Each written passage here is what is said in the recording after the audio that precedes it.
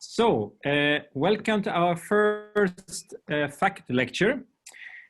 First out is Professor Cyril Hovorun, who has been with us quite a long time now, sitting in Ukraine today. So he will lecture from Ukraine. That's the mystery of new technology. Cyril Hovorun is actually one of the most influential thinkers today, at least in Orthodoxy. He is doing kind of neo-patristic synthesis, but in a different way than was the case in the 40s and 50s. Zborowski, Schneemann and their followers argued for a patristic revival with aspirations of returning back to an ancient time when the church was in the middle of a village, where it constituted a natural center or hub of information, with liturgical rituals as a breath of the local community. Cyril instead argues for a church that not only has to accept that it is not in the center of all things anymore, but even more, that it's not even desirable anymore to return to that age. And he argues in several publications and books, he argues for a church that has a different perspective, a different way of approaching the civil society. In one sense, one can say that Cyril advocates a church fully open to the civil society, even learning from a civil society. Only in that sense can the church actually contribute in itself in a dialogue with the surrounding context. Without being able to learn from outside, it cannot teach any other also. Today, he will introduce us to the field where he's part professor of. He has two fields, ecclesiology, but today he will present international relations and ecumenism. And in that field, he has a tremendous experience, both from a practical side, being the head of external relations in the Ukrainian Orthodox Church under the Moscow Patriarchate, but also sitting in the World Council of Churches, various committees, and especially Faith and Order. But also sitting almost every dialogue that the Orthodox Church has been engaged in the recent decades. His practical experience has been combined with his numerous productions in the field of international relations and ecumenism. But he started off in the very beginning as a patristic scholar when he did his doctoral work together with Professor Andrew Love. And that field also contributes to his professorship, where he has been working on the Christological conflict between the Eastern Orthodox family and the Oriental Orthodox family. I would say maybe he's one of the best in that field in the world at the moment. So we are very happy to have Professor Cyril Hovorun with us today to lecture on his field, international relations and ecumenism. Thank you so much, Michael. Thank you for your nice words. They give me a lot of credit, I should say. And it's my honor to address the distinguished public online today. It's a pleasure to be a part of Sankt Ignatios Stockholm School of Theology team. And actually, this invitation to lecture publicly on this subject incited me to think anew, afresh about the field. And I would like to present to you a kind of new optics, if you want, to look at the entire timeline, if you want, of the church-state relationships, particularly in the Christian East, but also in the Christian West, because the Christian East has produced models for the church-state relations in the West as well. As we recently discussed with our students in our classes, Stockholm School of Theology, and we discussed, for instance, the model of the church-state relations in Sweden, and I kind of insisted to think about this model having as their mother the relations between the church and the state in the East, primarily in Armenia. The Armenian situation was the mother of all the symphonies, of all the established churches, and then in Byzantium. So it's, yes, I'm going to surf, as it were, through different models of the church-state relations from the earliest decades of Christianity through our times. And I'm also going to use this new optic that I'm suggesting to look at the international relations and ecumenism. What I'm going to present is a scheme. This will be a very schematic presentation.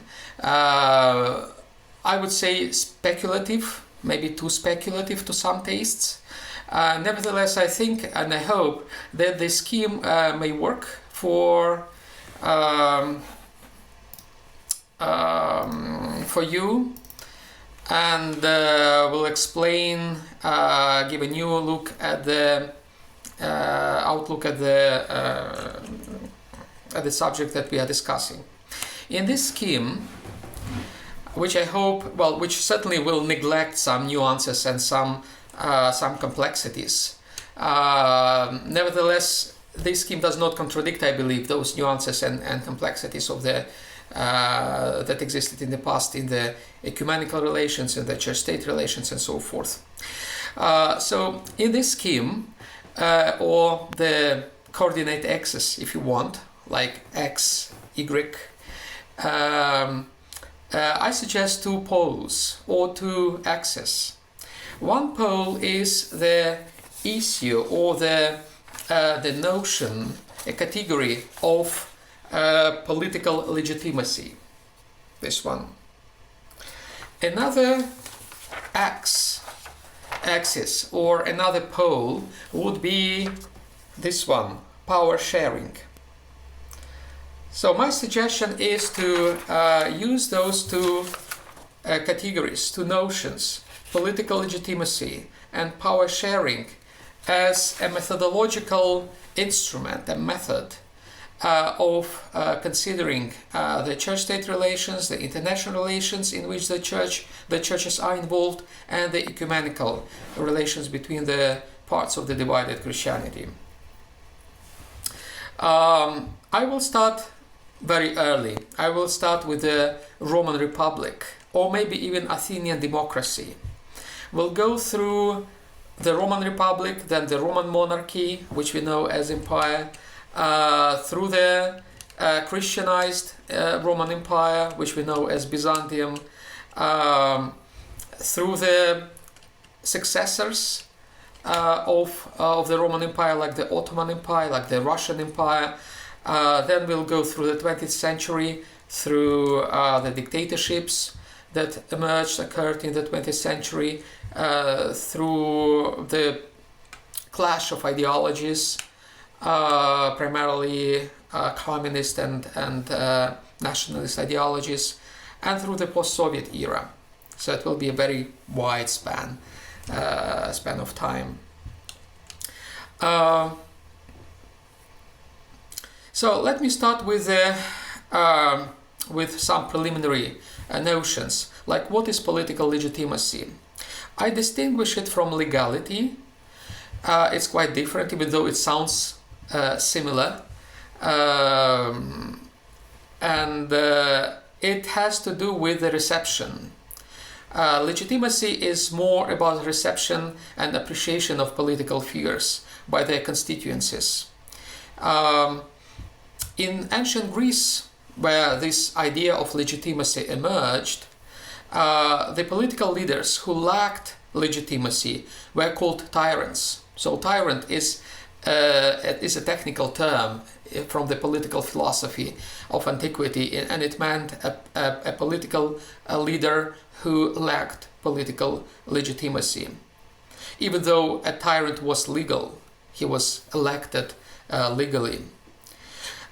Since the antiquity, rulers have strived for legitimacy.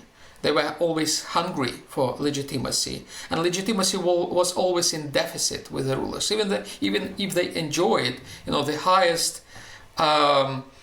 highest degree of legitimacy, they still were hungry for it. Nowadays, legitimacy is measured by sociological polls, usually, and of course materialized in the election results.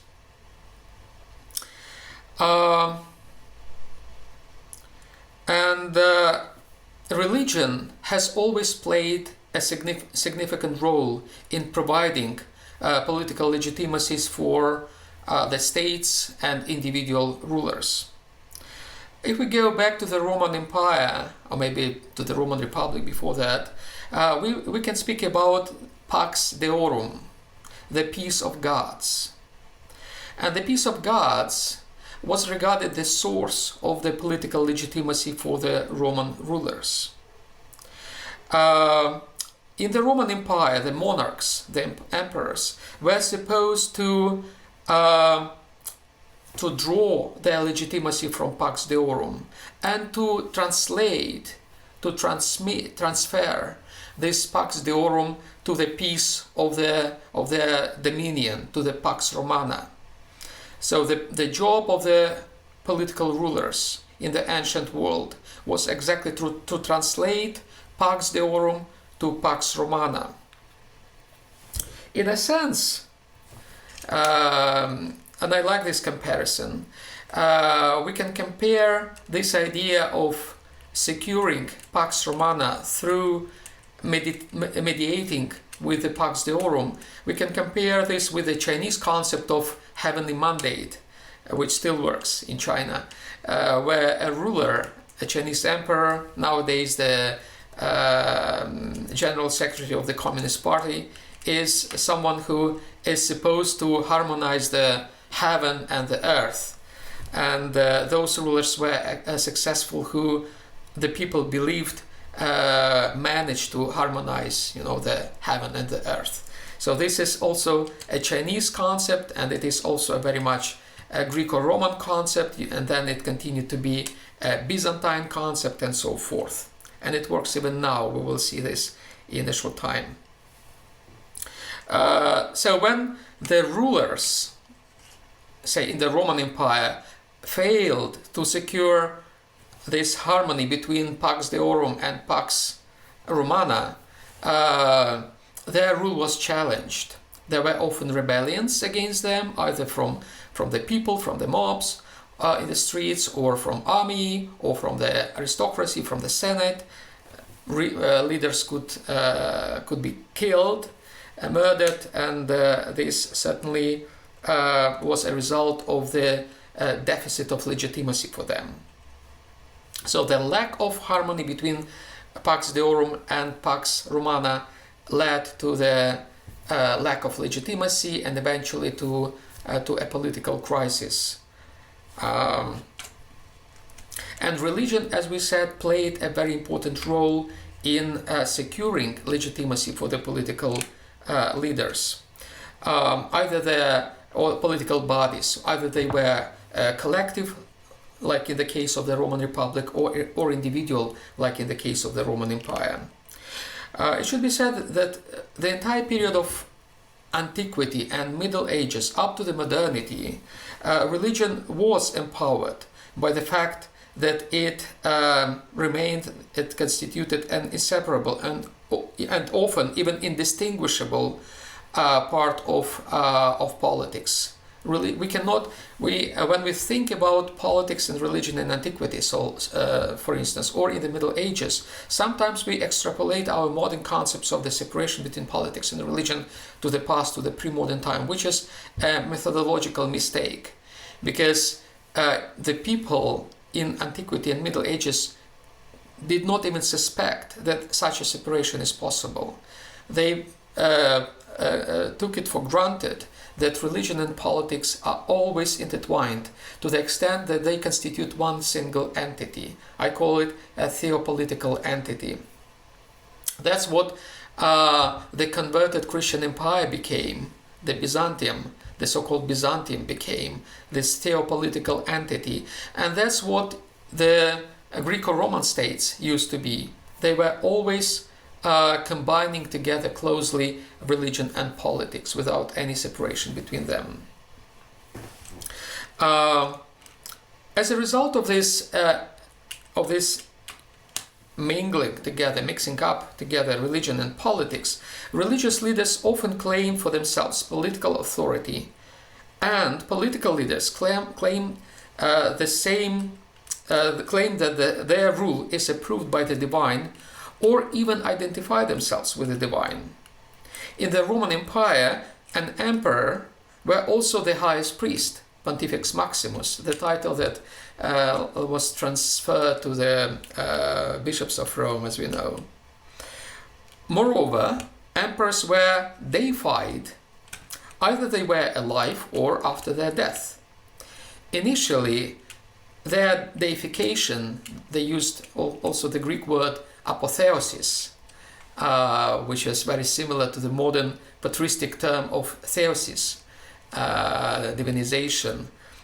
Well, in the Greco-Roman world, they had apotheosis, when the political rulers, some political rulers were elevated, were considered to be deities. This apotheosis applied originally only to some individuals, such as, for instance, Julius Caesar or Octavian, who became known as Augustus. And Augustus, I should remind you, is a religious term. It applied first to gods. In Greek, it means it's a Latin calque from the Greek Sevastos, the word which applied to gods. And Octavian, Emperor Octavian, who succeeded Julius Caesar, was the first emperor who was called Augustus, and thus he appropriated this divine title for himself. And also later, the entire institute of leadership in the Roman Empire became divine. And this idea of apotheosis applied not just to individuals but to the institution. And as we know, this became a reason of the persecutions against Christians, because the Christians were demanded to respect this divine institution of imperial power and to worship it, and they refused, and therefore they were persecuted. I'm talking about this in order to demonstrate that those features of the political power, like apotheosis, like the status of Pontifex Maximus for the Roman emperors, like the deification of the Roman institution, all of them were designed to boost the legitimacy of the imperial authority. So legitimacy of the emperor stemmed from their divine status in the pre-Christian Roman Empire. When the Roman Empire became Christian, these capacities were reinvented by the Christian political theology and by the Christian political theologians, people like Eusebius of Caesarea. Some individual emperors, such as Constantine or Theodosius or Justinian, they became canonized as saints, which was kind of very similar, in a sense, at least formally, to the status of Augusti in the Roman Empire before the Christian era. Besides this, any emperor, starting with Constantine, was regarded as the image of God, imago Dei. It's interesting that only once in a panagoge of, which is ascribed to Photius, Patriarch Photius, the Patriarch of Constantinople, was for the first time proclaimed as imago Dei, image of God. Before that, only the emperors claimed this status for themselves, to be the image of God. I would also argue that being the image of the only God for the Christian emperors boosted their legitimacy and imperial power. They boosted it more than what the pagan emperors enjoyed. Well, even though the pagan emperors were regarded gods, they were just one of many gods in the Roman pantheon. But the Roman emperor was the only image of the only God, which gave the emperors exclusivity in comparison with the Roman emperors. So I think that after the conversion of Christianity, the divine status of the emperors was not diminished, but on the contrary, it increased. Now, after this brief survey of the idea of legitimacy in antiquity and in the including the Christian antiquity, let us go to the idea of sharing power this concept.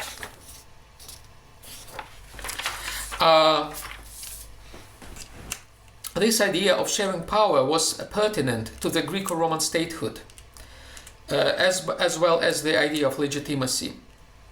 It was embedded in the idea of first the Greek and then the Roman state.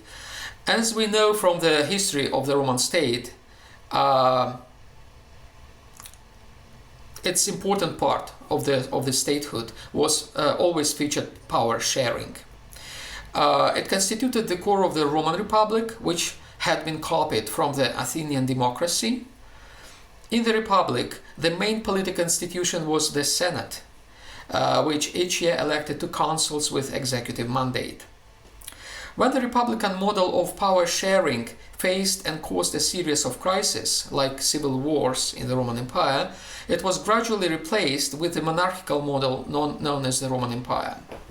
Still, this imperial model did not give an absolute power to the monarch, the emperor.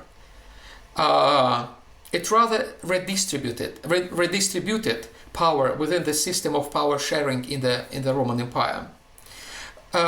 Roman Empire indeed was more a monarchy and less an oligarchy, with the emperors often exercising populism, overcoming the senatorial heads above their heads.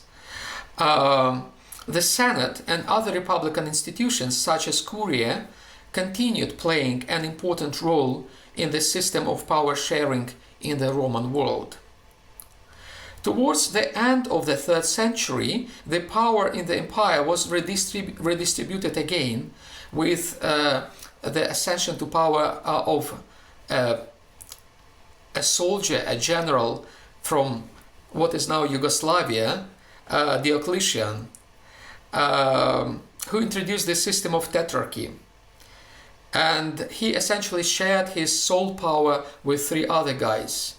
Well, it's quite curious that those who shared with him power, and tetrarchy included 2 Augusti and 2 Caesars, all of them were from what is now Yugoslavia, what used to be until recently Yugoslavia and Bulgaria, all of them.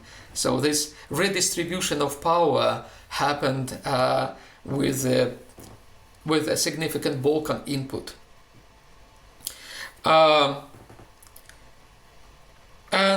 One of them, those guys who participated in the tetrarchy, who was the son of the first Caesar in the tetrarchy, Constantine, who by the way was born in what is now Serbia, Niš, he continued this work of reshaping the system of distribution of power. He continued redistributing the power, the process which was launched by Diocletian. And that is my point, that Constantine just continued the process which started before him, but he continued it in a very innovative, very unusual way for the Roman Empire. In this system, he cancelled tetrarchy. He assumed the entire power in his own hands. He became the sole ruler of the empire again. But he found other ways of sharing power, right? Sharing power with other institutions. He did not share power with the Senate, something that one would expect from him, because the Senate was an old republican institution, and we take it as a given that Constantine remained as a monarch, but I think it was not a given, it was rather a surprise, because the republican traditions were very much alive in the Roman milieu, and many people wanted the restoration of the Senate and other republican institutions, and Constantine did not do that. Instead, he promoted a new institution in his system of power sharing, and this institution was the church. I believe that the church, for Constantine and for many of his contemporary politicians and ideologists, philosophers, political philosophers, was not just the church, not what the church was for the theologians. It was an institution, a political institution, which became a core, a keystone in a new system of power sharing with the Roman Empire. That's why this institution was endowed with many political privileges and economic privileges. They were exempted from taxation, they were given status to judge, to distribute wealth, and so forth. So they played a role that the role that the old republican institution had played in the Roman Republic and then Empire before the conversion to Christianity. So this is a kind of my new insight into the role of the church in the church-state relations after Constantine, that it was a republican institution, a new republican institution, and a key stone in the new system of power sharing in the Roman Empire. And this system of power sharing has been called and is known today as symphony. So essentially, symphony is not just about, the nice relations between the church and the state. No, it's a much more complicated and much more sophisticated system, a new system of power sharing in the Christian Empire. This model, symphonic model of power sharing, was implemented and became symbolized in the new imperial capital, Constantinople. In the new Rome, which Constantinople became, the role of the Senate was diminished even more than it was in the old Rome.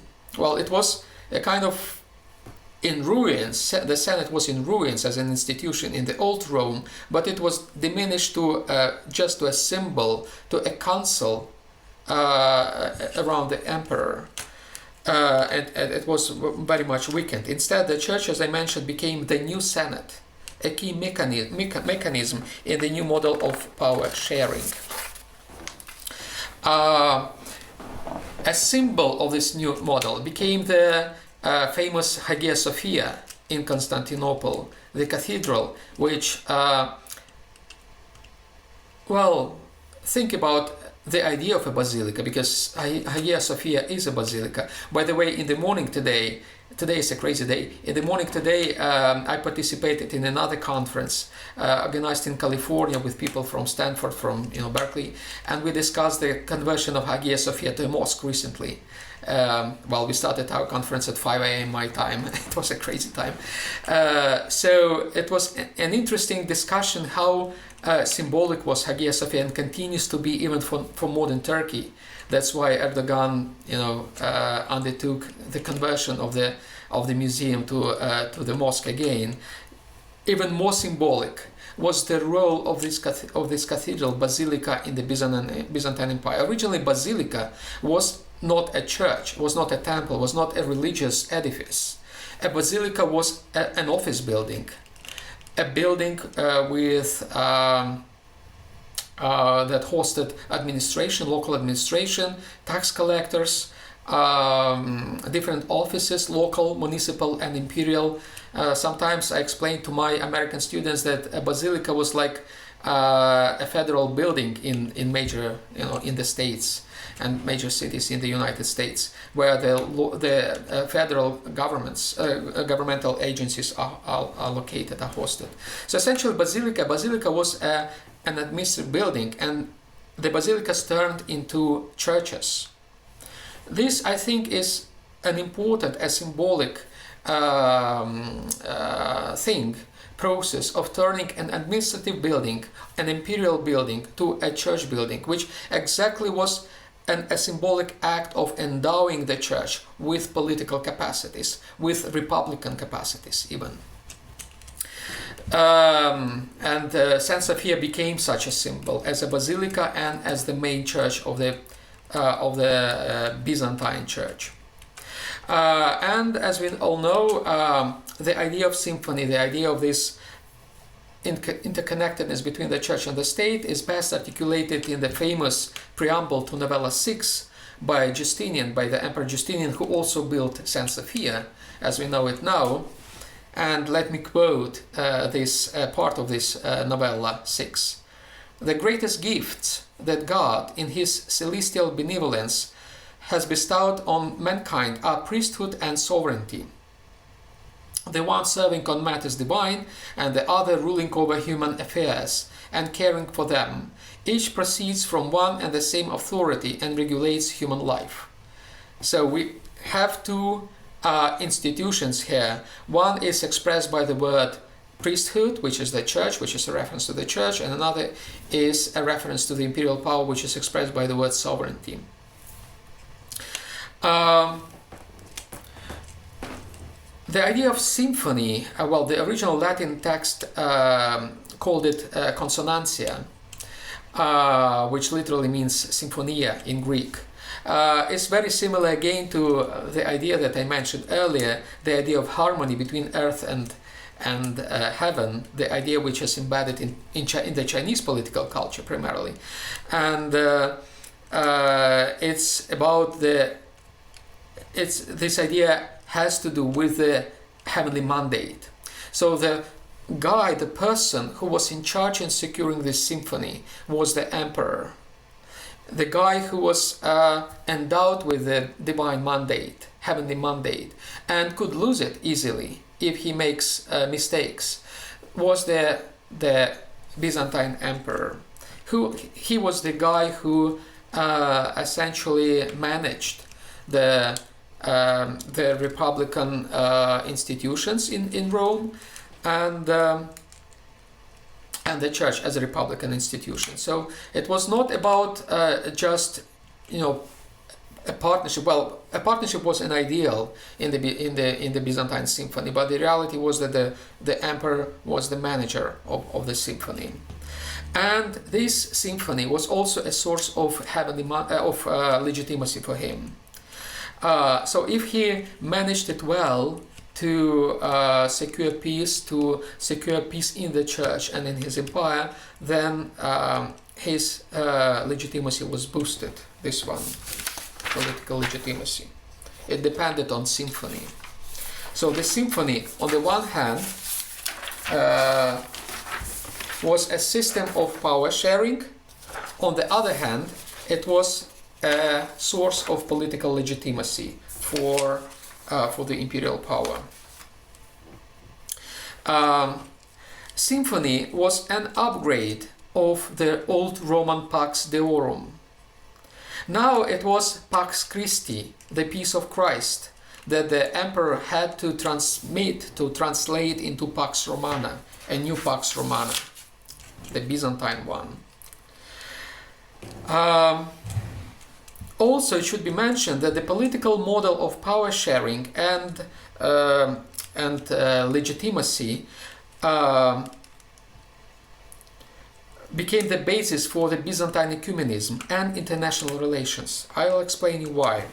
Usually when we talk about ecumenism, we don't think about Byzantium, because for us ecumenism is a modern phenomenon. It emerged in the beginning of the 20th century with the famous Edinburgh conference in 1910, and the ecumenical movement is perceived usually as a modern movement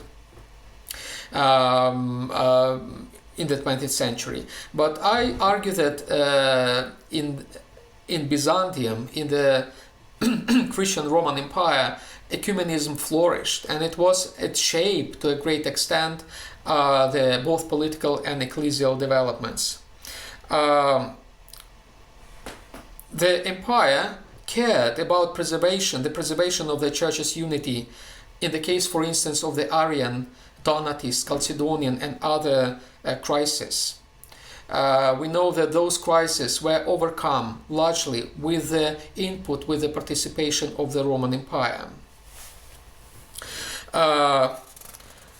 One of the strongest motivations for the emperors to participate in these ecumenical projects was to preserve the system of power sharing. That is my suggestion. It was crucial for the church that the church, as a partner in this system of power sharing, preserves integrity and does not split to schisms. If the church is divided into different groups, then it ceases to be a reliable partner in the power sharing. And also, it decreases its possibility of providing legitimacy for the imperial power. So for the empire, it was crucial that the church stays one, and the church does not get divided. And that's why the empire made everything possible to prevent schisms, sometimes quite violently, sometimes with the violation of the internal regulations and the internal norms of the church. Some theological norms, as we know them now, like the Neo-Chalcedonian Christology, was enforced politically, and it was a politically motivated ecumenical project, Neo-Chalcedonianism, promoted by the Emperor Justinian, whom we mentioned earlier. So the system of power sharing and dependence on legitimacy stemming from the church encouraged the state to enforce ecumenism in Byzantium. Also, the system of power sharing affected the missionary activities of the church. While in the partnership with the empire, the Byzantine church mostly did not pursue mission, and it is one of the paradoxes of Byzantium. Even though Byzantium was huge, it was, well, in the words of Virgil, who uttered these words in the time of Julius Caesar, the Roman Empire is the empire without ends. So that was the idea behind the Byzantine Empire. It was supposed to be the empire without ends, universal, and yet the church did not develop any significant activity beyond the Byzantine world. Quite in striking contrast to the churches, for instance, the Church of the East that ended up in the Persian Empire, the neighbor of Byzantium. And in the Persian Empire, the Church of the East developed a remarkable missionary activity. It reached China, India, it covered the entire Asia. That was an extraordinary missionary activity which came from the church, which was not empowered by the state. And that is my point, that the partnership, the system of power sharing in Byzantium between the church and the state affected the missionary activities of the church. It actually disabled the church.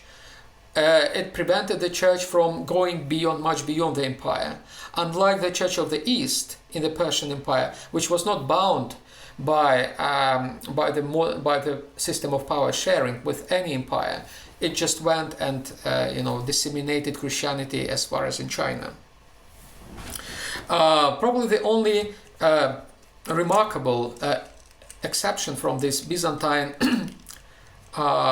inability to promote Christianity was the mission among the Slavs. But again, this mission among the Slavs was very much politically motivated.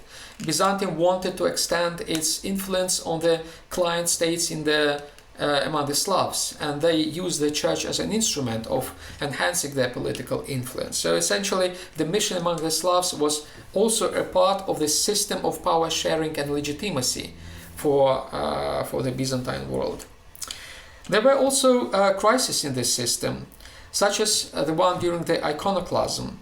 The iconoclastic state tried to strip the church of both roles as a partner in the power sharing system and as a partner in legitimacy, as a provider of legitimacy. When Emperor Leo III declared that he was both the king and the priest, he essentially effectively usurped the legitimizing capacity of the church, so that political legitimacy came from the church to the state, and the state became a self-legitimizing entity. And the state claimed this power to legitimize itself through pursuing its own religious policies, like, for instance, cancellation of icons. This was a policy that affected both popular piety and the theological standing of the church. It was a challenge for both the people and for the church, and it was an attempt to usurp this legitimizing source. It was also a blow to the system of power sharing for the church. The church was excluded by the iconoclasts from the system of power sharing. It's quite interesting that other, even rudimentary institutions of the Roman Republic, like the Senate, Byzantine Senate, was also excluded from the power sharing. It was not a prominent partner in the power sharing, I mean the Senate. But even in its very small role, that small role was taken from it. And there was another novella by Emperor Leo VI, novella 47, that stripped the Senate of any remaining power that it had. So it was an interesting process when the state, under the iconoclasts, essentially usurped both the legitimizing power of the church and the power sharing participation from the church and from the Senate. And of course, as we know, that such monopolization of power and the sources for its legitimacy led to a profound political crisis. This crisis was overcome with an active contribution from the church. The church acted as an institution that restored the power sharing balance in the post-iconoclast Byzantium. Such figures as Saint Theodore of Studium, a famous monk, and Patriarch Photius later on, they became major players in the restoration of the system of power sharing. And I should remember that Theodore of Studium came from a prominent aristocratic family in Byzantium. Patriarch Photius was himself an official. They represented somehow the republican institutions in Byzantium, and they acted through the church in order to restore the system of power sharing in Byzantium. In the meantime, large parts of the church found themselves in a completely different situation as a result of the Christological controversies in the 5th century and the rise of Islam in the beginning of the 7th century, from the beginning of the 7th century.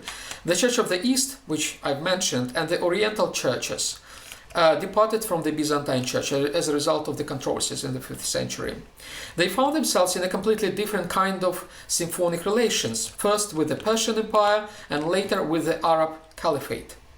This kind of symphony that they had, and I believe that the Church of the East and the Oriental churches, all the non-Chalcedonian churches, they had a kind of symphony with the caliphs and earlier with the Persian shahs.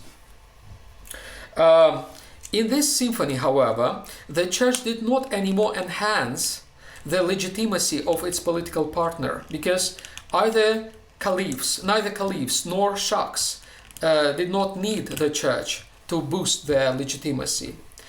They didn't also want to share power with the church. So the church found itself in a situation when there was no power sharing and no need for their services for political legitimacy. This model was slightly changed in the Ottoman Empire. The millet system in the Ottoman Empire restored the power sharing for the church. Within 3 millets, Rum, Armenian and Assyrian, their respective heads, the patriarchs, enjoyed a lot of political power.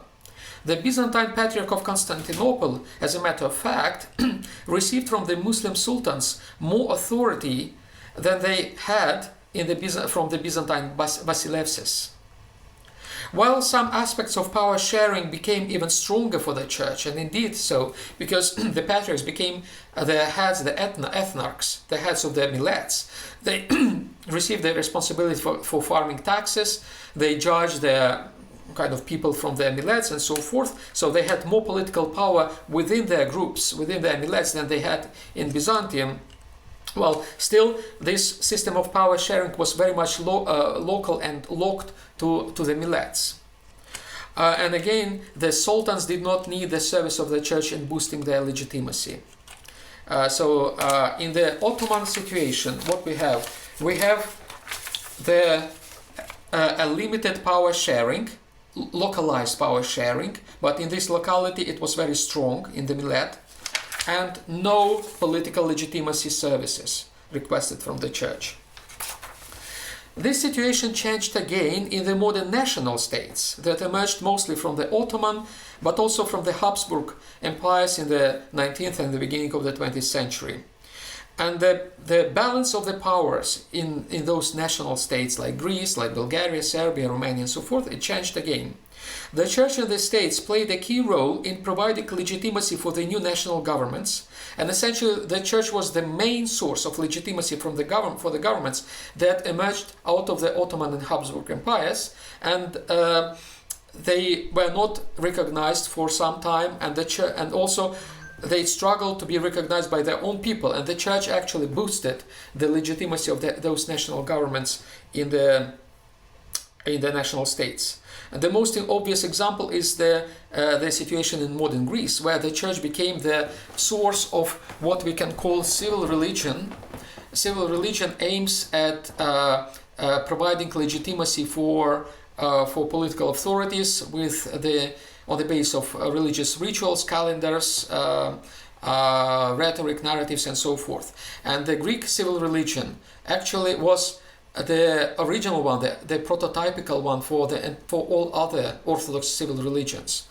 And the purpose of the civil religion in Greece was exactly to boost the power, the legitimacy of the government that emerged. First, the government of Capodistrias, and then the government of the monarchs after Otto, King Otto. The Greek situation, the Greek state, set a prototype for a new model of power sharing and legitimacy for other Orthodox countries.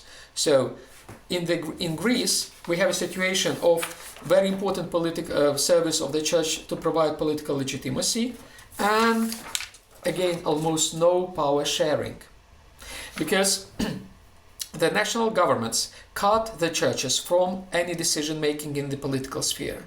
The churches were instrumentalized and were dispowered politically. So in Greece, and later on in the countries like Bulgaria, Serbia, in Bulgaria the church started the process of nation building and the creation of the national state. And then in Bulgaria, in Serbia, in Romania, we have a situation which is reverse to the situation in the Ottoman Empire. In the Ottoman Empire, remember, we said power sharing was quite strong, political legitimacy was not needed from the church. In the national states that emerged from the Ottoman Empire, the political legitimacy was very important for the government, but power sharing was almost next to nothing. Something similar happened in the Russian Empire, where the church was also part of the civil religion, Russian civil religion, and also a source of legitimacy for the imperial power in the Romanov's empire. At the same time, after Peter the Great, the church was largely deprived of real power sharing. The church was excluded from the partnership, from the system of power sharing in the Russian Empire. And instead, it was not the church who participated in the power sharing, it was the state who absorbed the entire power, even within the church, through the position of the Ober Procuror of the Holy Synod, who was as an imperial official appointed by the Tsar to the Synod, and he was the main decision maker in the church. After the Bolshevik Revolution 1917, the Russian church was completely stripped of power sharing and the capacities of legitimization. Its services were not needed by the state at all, because the state had proclaimed itself an atheist, and atheism became, as it were, the official religion of the Soviet Union. However, it was not that simple all the time in the Soviet Union. After the World War II, the situation slightly changed. Excuse me. The Soviet state began using the church after the World War II in those areas where it wanted to improve its legitimacy, in the regions like the Balkans, Eastern Europe, and the Middle East. The Russian and other Slavic churches began playing some limited role in legitimizing the Soviet regime in those areas. The Russian church was used as an instrument of international politics of the Soviet Union in order to provide the Soviet interests in the Middle East, in the Eastern Europe, in the Balkans, and so forth. So a very limited legitimizing role of the Church became a factor of international politics after the World War II. In the same period, after the World War II, the Russian Orthodox Church began aspiring for some kind of power sharing, not just legitimizing power.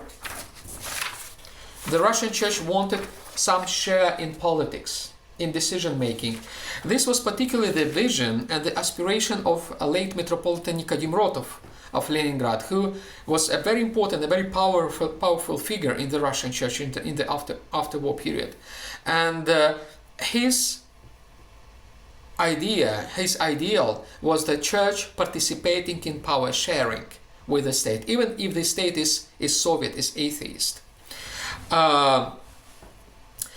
It's interesting, and here ecumenism comes to the scene, because Nikodim Rotov, Metropolitan Nikodim Rotov, used ecumenism as an instrument to gain some share in the political power. In this point, the interests of the Soviet state and of the Church converged in promoting ecumenism, in encouraging the Orthodox churches, especially from the Eastern Bloc, to participate in the ecumenical movement, something that happened after the General Assembly of the World Council of Churches in New Delhi, as you know, in 1961. So, after New Delhi, in 1961,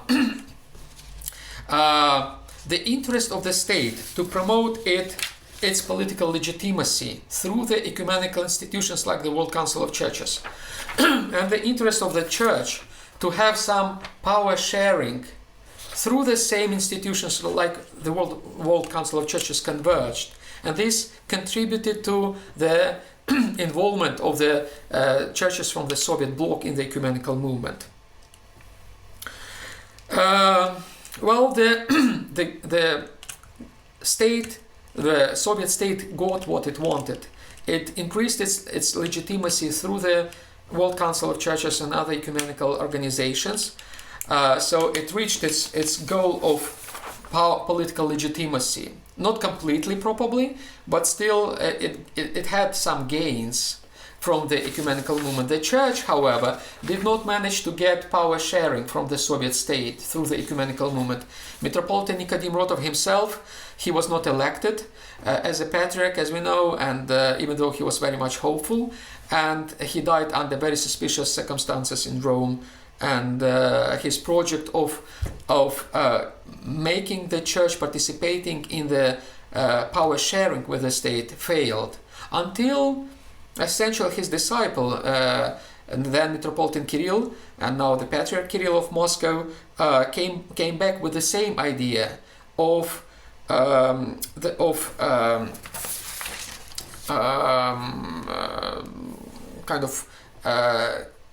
getting for the Church a share in the power system in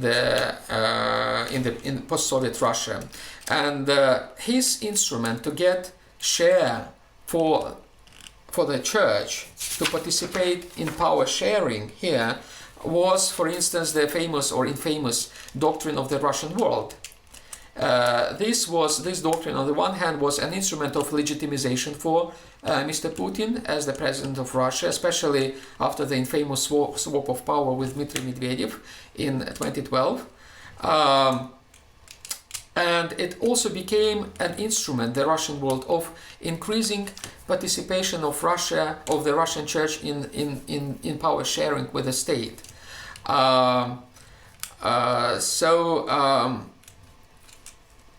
That was again a convergence of the interests of the Russian state in boosting its political legitimacy and the interests of the Russian Church in power sharing. Just like in New Delhi in 1961, this convergence of the interests between the Church and the state helped the Church to participate in the ecumenical movement.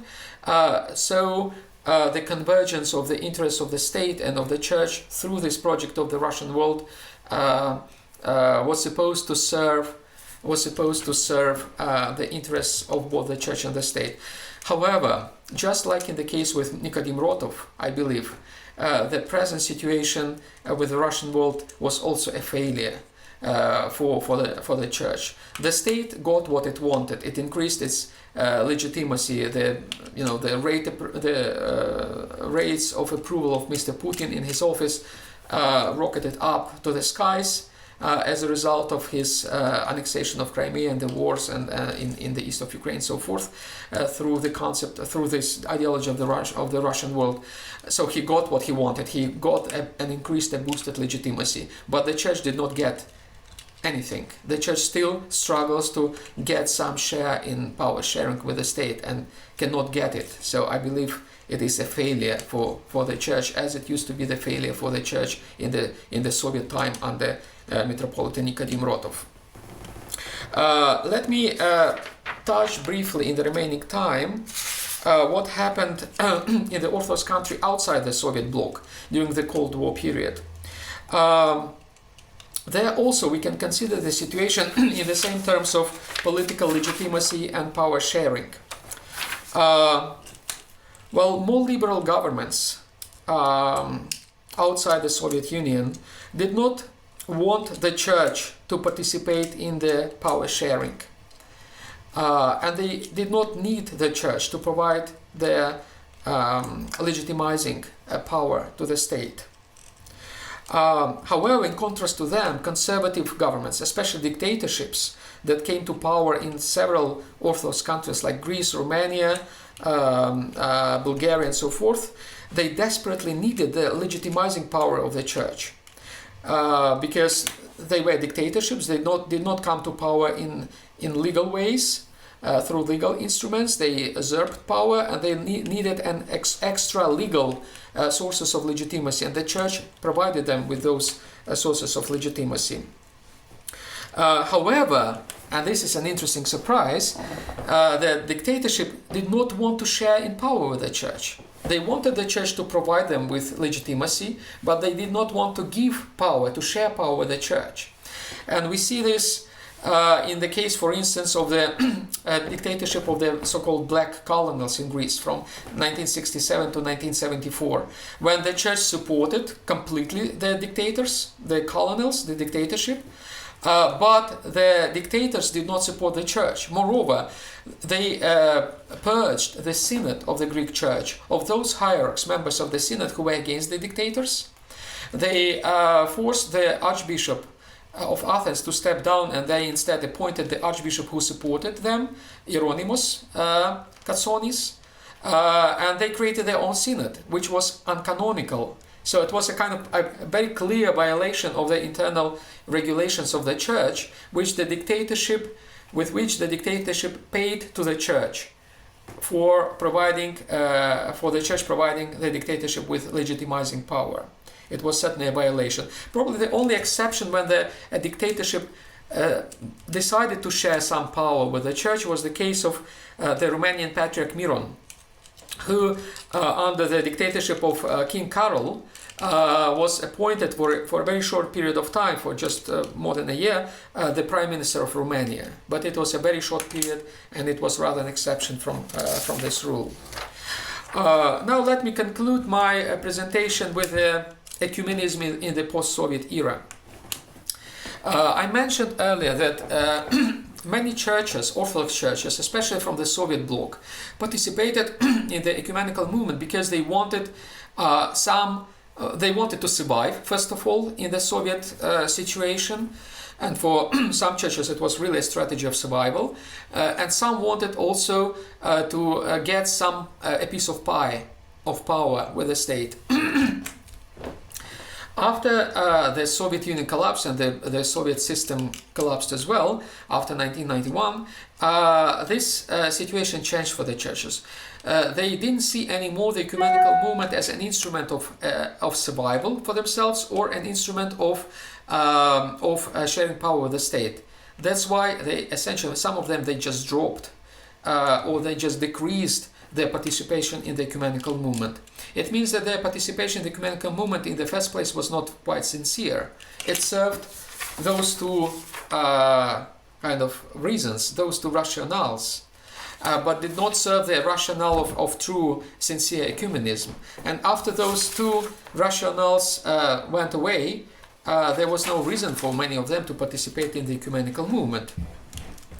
And that is the reason, I believe, of the ecumenical winter, as it is called, ecumenical fatigue, that the Orthodox churches retrieve themselves from the ecumenical activities. They don't support it sincerely. Sometimes they even withdraw from the ecumenical organizations like the World Council of Churches. And I believe that this ecumenical fatigue has to do, again, with those two factors.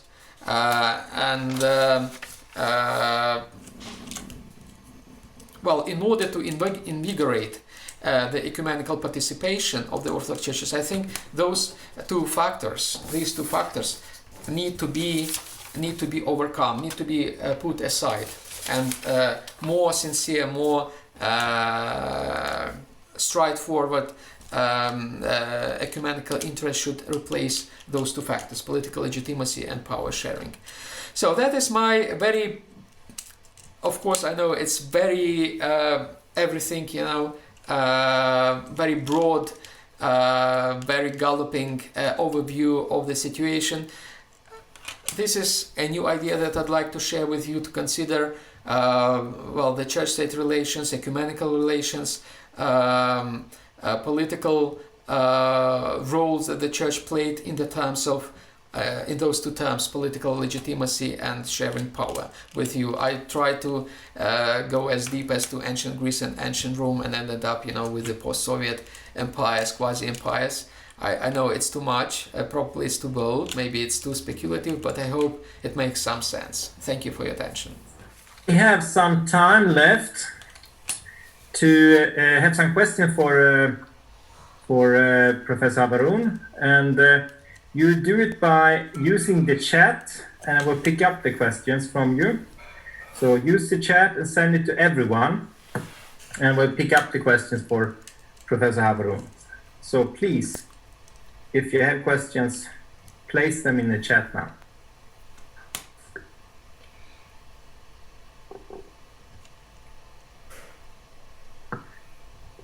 So, Professor, what kind of church-state relationship do we need in our present time?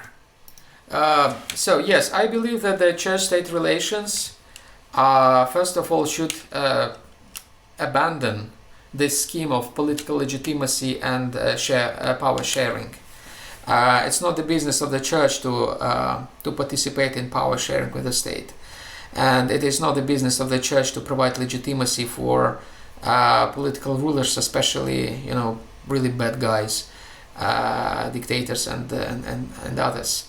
Something that the church does still. So I think the general framework for the church-state relations nowadays should be the idea of the separation, the wall between the church and the state. On the one hand, on the other hand, it should be partnership. Partnership requires equality between the partners. In the partnership, you do not mingle together. You do not constitute one thing, as it is the idea of symphony. Symphony is different. The Byzantine symphony is different from the idea of partnership. In the partnership, there are two very different entities, the church and the state, and they respect each other. They have each entity has its own interest and respects the interests of the other partner. They work together, but they don't serve the interests of each other, either through power sharing or through providing legitimizing services. That would be my very brief answer to that.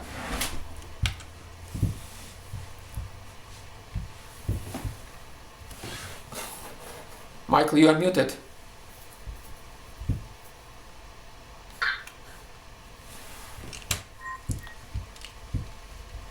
Now you hear me, right? Yeah.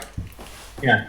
So we have several questions, but all the questions relate to this, or the latest question relate to the axis of power sharing and political legitimacy, and how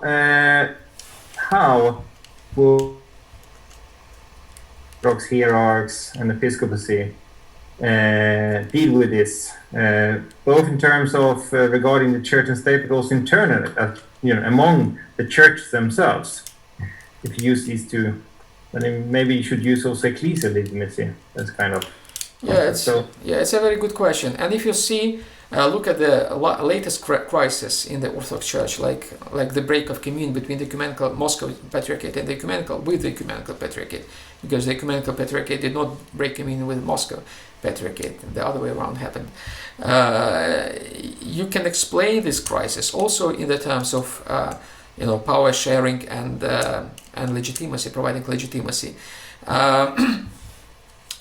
Because, say, the reason was the Ukrainian church, apparently, as we all know, and the granting autocephaly to the Ukrainian church certainly delegitimized to a great extent the Kremlin. It was a blow to the Kremlin, and it was a blow to the legitimacy of a political power, and it also endangered the power sharing between the church and the state. So what the Russian Church, I think, did by breaking communion with the Ecumenical Patriarchate, it tried essentially, effectively, to save legitimacy of the Kremlin and wanted to increase its own power sharing with the Kremlin through this step. So I think the motivation was driven for breaking communion. The motivation was driven by those two factors, power sharing and legitimacy.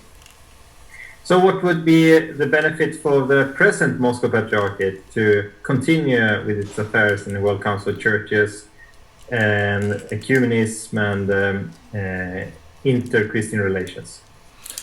Yes, for instance, if you see why the Moscow Patriarchate and other churches, not just the Moscow Patriarchate, have frozen their relations with the ecumenical organizations and essentially reduced their participation in the ecumenical movement to formalities, then you see that, one of the reasons is the increase of conservatism in the churches. This conservatism is an ideology, and this ideology is political.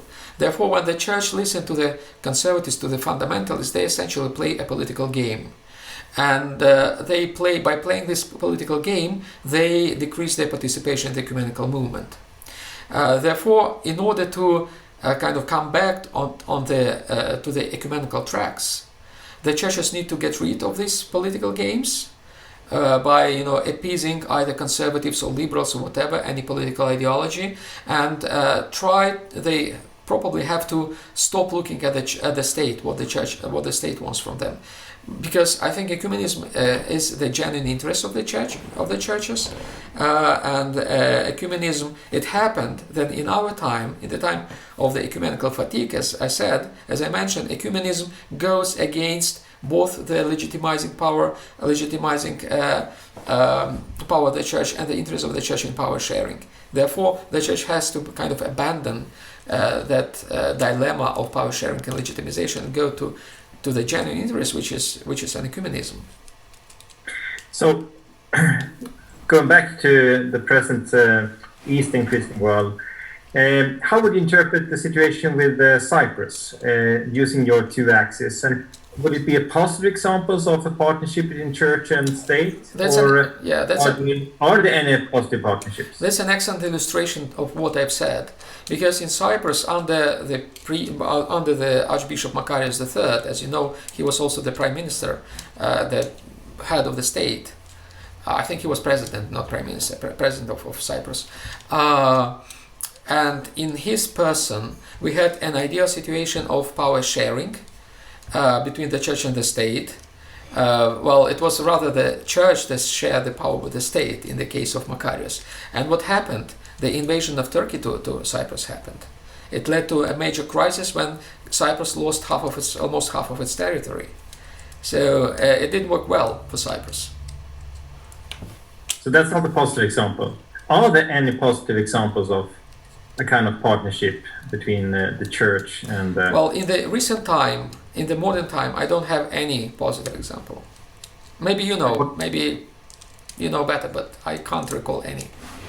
What would be the conclusion from you concerning this? Well, it's exactly what I said in the end, that it's better to avoid this dilemma of power sharing with the state and legitimizing services of the church. It's much better to embark on a different model, non-Byzantine model, non-symphonic model of partnership between the church and the state under the conditions of the separation between the church and the state.